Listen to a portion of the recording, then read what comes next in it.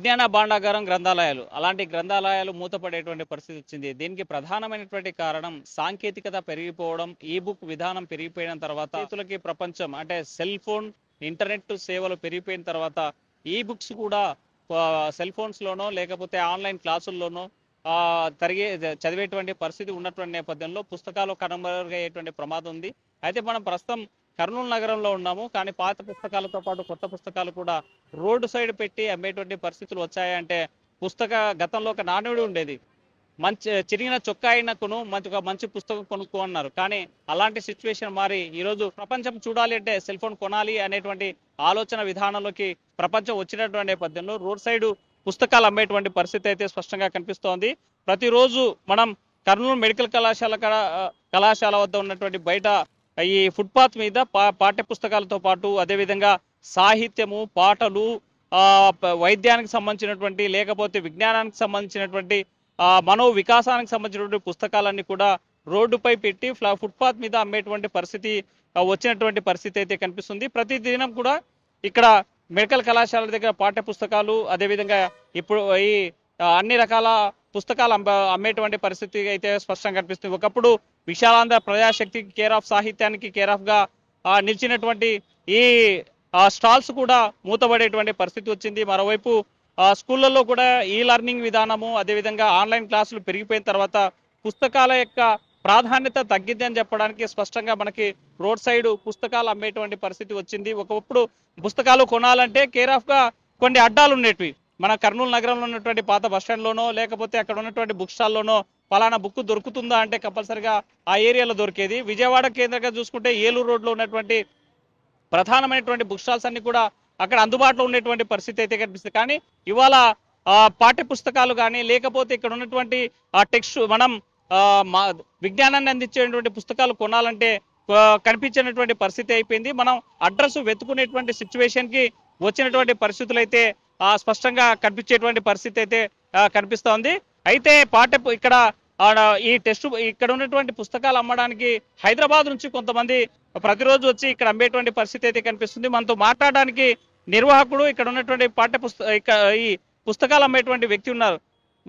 Sir చెప్పండి, రోజు ఎన్ని పుస్తకాలు అమ్ముతుంటారు? పుస్తకాలు కొనేవారి సంఖ్య ఎవరైనా వస్తుందా? తీసుకుపోయే వాళ్ళు కూడా ఉన్నారు. కొన్ని కొన్ని थोड़े है, थोड़े नहीं है, समझो लग जाने वाले। लेने वाले ले लेके जाते कंपल्सरी, देख लेंगे। अब जिसको समझ में आना ले जाते, इसको नहीं आना देख लेके चल जाते हैं। पिछले दुनिया में पूरे बुक्स मोलने वाले के कितने आते थे? क्योंकि बिजनेस क्यों चल रहा था? चल रहा है अब तो, फिर लोगों तो चल रहा है फिर लोगों तो। अब उसका आइडिया मेरे को भी ज्यादा नहीं है, समझो उसका।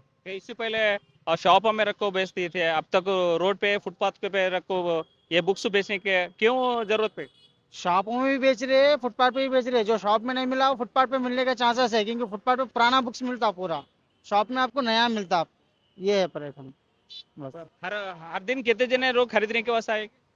आते करीबन बहुत जने आते देखने के वास्ते, देख लेते, लेने वाले लेते भी, ले जाने वाले नहीं ले जाने नहीं लेते। लेकिन गरीब के पूरा कितना बिजनेस चल रहा है? ये तो करीबन मैं 2-3 महीने से चल रहा है, 2-3-4 टाइम हो गया, आइडिया नहीं है। मैं हफ्ते में एक बार आता हूँ मैं, बस। कभी कभी आके बुक्स बेचने के वजह आएगी? नहीं, डेली रहते हैं तो, फिर लोग होते हैं डेली रहते हैं। 365 డేస్ ఆగే रहेगा। పుస్తకాలు మాత్రం 365 రోజులు ఫుట్పాత్ మీద పెట్టి అమ్మేటువంటి పరిస్థితి అయితే స్పష్టంగా కనిపిస్తుంది. మనతో మాట్లాడడానికి కొంతమంది పుస్తక ప్రియులు కొనడానికి చూస్తున్నటువంటి పరిస్థితి. సార్ చెప్పండి, నోట్ ఇక్కడ పుస్తకాలు రోడ్డు మీద కొనేటువంటి పరిస్థితి వచ్చింది. గతంలో మన పుస్తకాలు కావాలంటే ఎక్కడికి వెళ్ళాలి, ఎట్లా ఉండే పరిస్థితి? చాలా బాగుందండి ఇక్కడ. యాక్చువల్గా మేము కోటిలో పోయి మేము తీసుకునే వాళ్ళం అప్పుడు. ఇప్పుడు వచ్చేసరికి లోకల్ ఉంది కాబట్టి మన తక్కువ రేటుకి బాగా దొరుకుతుంది. So happy. సార్, ఇటీవల కాలంలో లెర్నింగ్ వచ్చేసి ఆన్లైన్ విధానం పెరిగిపోయింది. పుస్తకానికి లెర్నింగ్ విధానం తేడా ఏంటి? ఇప్పుడు ఆన్లైన్ వేరు, ఇలానే ఇది వేరండి. ఇప్పుడు గొప్ప గొప్ప వాళ్ళు పుస్తకాలను చదివినది వాళ్ళు. ఆన్లైన్ సిస్టమ్ అనేది ఎలా ఉంటుందంటే ఎంతసేపు చదివామనేది ఉంటుంది, కానీ దానికి సంబంధించిన మెటీరియల్ దొరకవు కదా. అన్ని ఆన్లైన్ దొరకడం కాదు, కానీ పుస్తకాలు అనేవి మనం చదివితేనే దాంట్లో ఉన్నంత, అంటే ఇది చదివిన ఆనందం దాంట్లో ఉండదండి. అంటే ఒకప్పుడు చిరిగిన చొక్కా అయిన ఒక మంచి పుస్తకం కొనే ఒక నాణ్యత ఉండేది, కానీ ఈ రోజు పరిస్థితి మారింది కదా. అవునవును, ఇప్పుడున్న పరిస్థితి ఇప్పుడు పుస్తకాలు చదవడం కాదు, కానీ ఇప్పుడు ఎలా ఉందంటే ఓన్లీ కాంపిటీషన్ ఓరియంటెడ్గా, అంటే చదివామా అయిపోయింది అన్నట్లు ఉంది. కానీ ఇప్పుడున్న పరిస్థితుల్లో జ్ఞానాన్ని ఎలా పెంచుకోవాలనే ఆలోచన యువతలో లేదు మెయిన్గా. అంటే ఎంతవరకు చదవాలో అంతవరకు చదవడం కానీ, లేకుంటే ఒక ఇప్పుడు డబ్బు ఉందంటే కోచింగ్ సెంటర్లకు పోవడం కానీ అవి చేస్తున్నాం కానీ మనకు మనంగా సెల్ఫ్ డెవలప్మెంట్ కావాలా పుస్తకాలు ప్రతి పాఠశాలలో కూడా లైబ్రరీ ఫెసిలిటీ కంపల్సరీగా అరేంజ్ చేయాలండి. ఎందుకంటే పిల్లల పఠనాశక్తి పెరగాల. అంటే ఎంతసేపు అయినా కూడా ఇప్పుడున్న కాంపిటీషన్ యుగంలో ఏదో పుస్తకం చదివాము అయిపోయింది కాదు. అంటే ఎప్పుడైనా సరే వివేకానందులు కానీ గొప్ప గొప్ప మేధావులు అందరూ కూడా ఎక్కువ విస్తృత పఠనం చేసేవాళ్ళు గొప్ప వాళ్ళు అయినారు. తర్వాత వచ్చేసరికి గ్రంథపట కాంపిటీషన్ ఓరియంటెడే కాకుండా ప్రతి ఒక్క సబ్జెక్టులో కూడా వాళ్ళు నైపుణ్యం సాధించాలంటే పుస్తక పఠనం అవసరం. తర్వాత ఉపాధ్యాయులు కూడా దానికి సహకరించాలి, ప్రభుత్వాలు కూడా సహకరించాలి. ప్రతి పాఠశాలలో కూడా ఈ యొక్క లైబ్రరీ కోసము ఒక ప్రత్యేకమైన గదిని కేటాయించి తర్వాత ఒక గ్రంథాలయ అధికారులను నియమించడం కానీ, అంటే గ్రంథాలకు సంబంధించి ఏదైనా సరే పిల్లలకు అందుబాటులో ఉండేట్లు విస్తృతమైన జ్ఞానాన్ని ఏర్పాటు చేయడం చాలా అవసరం. అంటే ఒకప్పుడు మనం చూసాం గ్రంథాలయాల సంఖ్య పెరిగేది, ప్రతి స్కూల్లోనూ కాలేజీలోనూ ఈ బుక్స్ కోసం సపరేట్ గదులు ఉండేవి. కానీ ఈరోజు అలాంటి పరిస్థితి లేదు. ఈ లెర్నింగ్ కావాలి, లేకపోతే ఆన్లైన్లోనే మొత్తం మెటీరియల్తో దొరుకుతుంది అని చెప్పేటువంటి పరిస్థితి కారణం అంటే దీనికి ప్రభుత్వాలు కూడా దీనికి పెద్దగా పట్టించుకోవట్లేదు. ఎందుకంటే దీని నిర్వహణ కష్టం కాబట్టి కొంచెం వాళ్ళ గ్రంథాలు నడపాలి, తర్వాత దాన్ని మేనేజ్మెంట్ చేయాలని. అంటే ఇప్పుడు ఎలా ఉంది అంటే ఏదో ఈజీ వేలో పోతూ ఉంది, అంటే ఖర్చు తగ్గించుకోవాలనే పద్ధతుల్లో పోతూ ఉంది. కానీ ఇప్పుడున్న సిస్టము పూర్తిగా మార్చాలి. అంటే ఆన్లైన్ సిస్టమ్ అంటే ఇప్పుడు సెల్లో చూస్తారు, ఒక బుక్ చదువుతాం, తర్వాత మళ్ళీ వాడు అది పుస్తకం మీద దాని మీద దృష్టి పెట్టాడు, మళ్ళీ వాడు ఇంకా వేరే వెబ్సైట్ ఓపెన్ చేయడం కానీ లేకుంటే వేరే రకాలు చదవడం కానీ, అంటే వానికి ఏ సబ్జెక్ట్ మీద దృష్టి ఉంటుందో దాని మీద దృష్టి పెట్టలేడు ఆన్లైన్ సిస్టమ్ ద్వారా. దీని ద్వారా ఒక పుస్తకాన్ని చదివినప్పుడు దాంట్లో చదివేటప్పుడు ఆ పుస్తకంలో లీనమవుతాడు అతను. తర్వాత ఎక్కువ చదవడం వల్ల ఆన్లైన్లో కూడా మనం ఎక్కువ చదవడం. ఇప్పుడు రీసెంట్గా ప్రింట్అవుట్లు చేసుకొని చదవడం కానీ లేకుంటే చాలే ఇంతవరకు అనే విధంగా ఉంది. పోటీతత్వం పెరగాలి అంటే గొప్ప గొప్ప వాళ్ళ జీవిత చరిత్రలు చదవాలి, విస్తృత పఠనం ఉండాలా. ఈ విధంగా ఉంటేనే వ్యవస్థ అనేది మారిపోతుంది. ఇప్పుడున్న సమాజంలో వచ్చేసరికి వ్యక్తిత్వ వికాసం అనేది చాలా వరకు తగ్గింది. అప్పట్లో గాంధీజీ కానీ వివేకానందులు కానీ ఇలాంటి వాళ్ళు అన్ని మత గ్రంథాలు చదివినారు వాళ్ళు. తర్వాత దేనిలో మంచి ఉంది ఏది చెడు ఉంది తెలుసుకున్నారు వాళ్ళు. కాబట్టి మంచి చెడు తెలుసుకోవాలంటే మన పుస్తక పఠనం చాలా ఇంపార్టెంట్. మన ఆన్లైన్ సిస్టంలో పోతే మంచి చెడు తెలుసుకునే అవకాశం ఉండదు. అంటే ఇటీవల కాలంలో పుస్తక పఠనం ప్రియులు అంటే చదివేటువంటి వారి సంఖ్య తగ్గడానికి కారణం ఏమంటారు? ఆన్లైన్ సిస్టమ్ ఇప్పుడు టోటల్గా సెల్ వచ్చినాయి కదా, ఇంటర్నెట్లు వచ్చినాయి. ఇప్పుడు యూట్యూబ్లో వీడియో చూసుకోవడం కానీ లేకుంటే ఎక్కువ సమయం ఫేస్బుక్, ట్విట్టర్ ఈ విధమైన దాని మీద ఎక్కువ కార్యకలాపాలు ఉన్నాయి. కానీ రాను ఏమవుతుందంటే సెల్ ఫోన్ రావడంతోనే దగ్గర ఉన్న వాళ్ళు దూరం అవుతున్నారు, దూరం ఉన్న వాళ్ళు దగ్గర అవుతున్నారు. ఇప్పుడు నిజమైన స్నేహితులు ఎవరు లేరు. ఫేస్బుక్లో చూస్తే లక్షల మంది స్నేహితులు ఉన్నారు, గొప్పగా చెప్పుకుంటాం మనం. నిజమైన స్నేహితులు ఇప్పుడు లేరు. మన నిజమైన స్నేహితులు ఎవరంటే ఈ యొక్క పుస్తకాలే. ఇప్పుడు ఫర్ ఎగ్జాంపుల్ వివేకానంద చరిత్ర అది చదివితే దాని నుంచి చాలా మోటివేషన్ వస్తుంది. మేము కూడా గవర్నమెంట్ జాబ్ రావడం కారణం ఏంటంటే ఇలాంటి వ్యక్తిత్వ వికాస పుస్తకాలు చదవడమే మెయిన్గా. వివేకానందులు కానీ లేకుంటే పట్టాభిరామ పుస్తకాలు ఇలాంటివి చదివేవాళ్ళం మేము. అంటే ప్రతిదీ కూడా మనము ఒకటే అనే కాదు, అంటే పిల్లల్లో వచ్చేసరికి ఆ భావన మన పఠనాశక్తిని పెంపొందించాలి. అంటే ఇది ఒక్కటే చదువు ఒక్కటే కాదు, విస్తృత జ్ఞానం ఉండాలా, ఎక్స్టెన్సివ్ లెర్నింగ్ కావాలా, దీన్ని ఎలా డెవలప్ చేయాలని ప్రతి ఒక్కరు కూడా ఆలోచించాలి. అప్పుడే ఆ పిల్లల్లో కానీ లేకుంటే విద్యార్థుల్లో కానీ ఒక పోటీతత్వం అనేది వస్తుంది. ఆన్లైన్ సిస్టమ్ ద్వారా పోటీతత్వం అనేది వస్తుందో లేదో తెలియదు, కానీ పుస్తకాలు చదవడం అనేది జాబ్ కోసం కాదు. సో ఈ జనరేషన్కి మీరు ఏం చెప్పదలుచుకున్నారు? ఈ జనరేషన్కి మొట్టమొదటి కావాల్సింది ఏంటంటే పుస్తకాలు చదివేది ఓన్లీ కాంపిటీషన్ ఓరియంటెడే కాదు, జ్ఞానము కోసం కాదు, మన వ్యక్తిత్వ వికాసం కోసం చదవాలి, గొప్ప వాళ్ళ చరిత్రలు చదవాలి, మన దేశం కోసం ఏం చేయాలి, మన యొక్క బాధ్యత ఏంది, ఇవన్నీ తెలుసుకోవాలి అంటే పుస్తకాలు చదవడం చాలా అవసరం. ఇది ఎప్పుడైతే మనము ఈ పుస్తకాలకి దూరమై సెల్ ఫోన్కి దగ్గర అవుతున్నామో అప్పుడే మన యొక్క వ్యవస్థ అనేది చెడు మార్గంలోకి పోవడం స్టార్ట్ అవుతుంది. ఎప్పుడైతే మన గ్రంథాలయాలు అనేవి ఉన్నప్పుడు మేము ఒక 5-6 ఏళ్ల కింద పోయేటప్పుడు గ్రంథాలయాలు ఈ నెట్ రాకముందు, ఈ జియో నెట్ ఈ ఫ్రీగా రాకముందు గ్రంథాలయాలు కిటికీలు ఆడేవి. ఇప్పుడు పోతే గ్రంథాలయాల జనాలు తక్కువైనారు.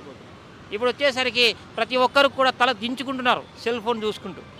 ఒక పుస్తకం ఏమంటుందంటే నన్ను తల దించి చూస్తే నేను తల ఎత్తేటట్టు చేస్తా ఉంటుంది.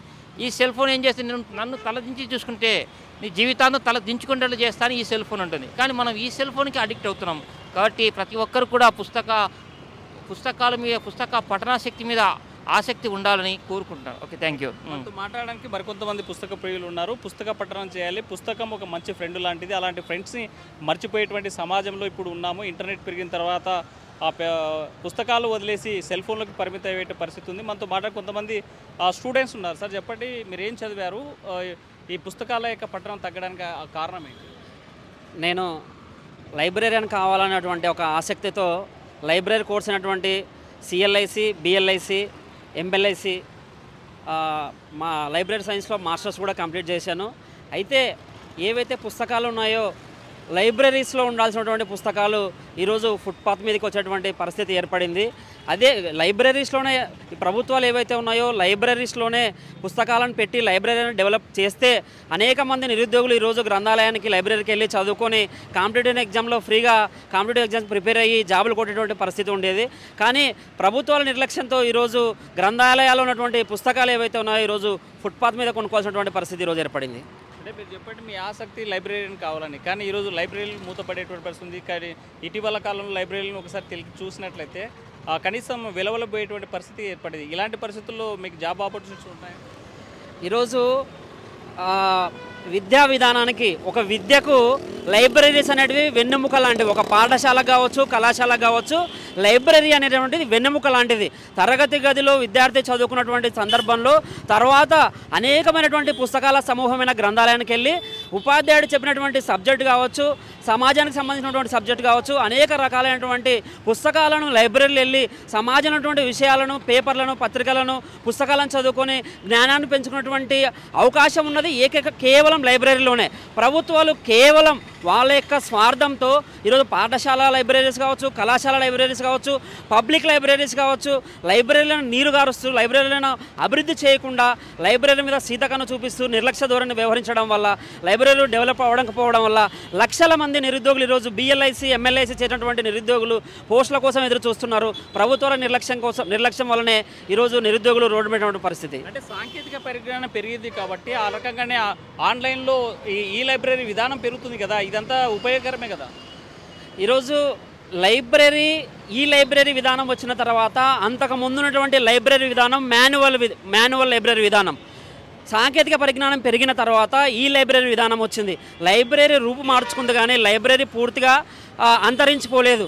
కేవలం ఈరోజు మనం పుస్తకాలు ఉన్నటువంటి సాహిత్యం ఏదైతే ఉందో, సబ్జెక్ట్ ఏదైతే ఉందో, సాంకేతిక పరిజ్ఞానం పెరిగినటువంటి కంప్యూటర్లలో అంత పూర్తి స్థాయి వివరణ దొరకకపోవచ్చు. కానీ ఎందరో మేధావులు వాళ్ళ యొక్క మేధస్సును పుస్తకాల రూపంలో పెట్టి నేటి భావి భారత తరాలకు ఉపయోగపడుతుందని చెప్పేసి పుస్తకాల రూపంలో అందిస్తే మనం ఈ సోర్స్లో ఈ లైబ్రరీ అని చెప్పేసి సాఫ్ట్వేర్ల రూపంలో గూగుల్ ద్వారా దొరికినటువంటి వాటిని కొన్ని మాత్రమే ఈరోజు జనరల్స్ని లైబ్రరీలో పెట్టి ఈ లైబ్రరీ అని చూపిస్తున్నాం. ఈ లైబ్రరీని పెట్టినప్పటికీ కూడా ప్రభుత్వాలు ఈ లైబ్రరీని కూడా డెవలప్ చేయట్లేదు. కేవలం నామకే వాస్తు మాత్రమే ఈ లైబ్రరీలు పెట్టి కొన్ని కంప్యూటర్లు పెట్టి చూపిస్తుంది తప్ప ఈ లైబ్రరీని కూడా ఈ ప్రభుత్వాలు డెవలప్మెంట్ చేయడం లేదు. ఈ లైబ్రరీ వద్ద వచ్చే ప్రమాదం ఏంటి? ఈరోజు ఒక పుస్తకాన్ని మనము సాధారణంగా మనం గంట సేపు చదువుకున్నా కూడా ఒక విద్యార్థికి ఎలాంటి ఇబ్బంది ఉండదు.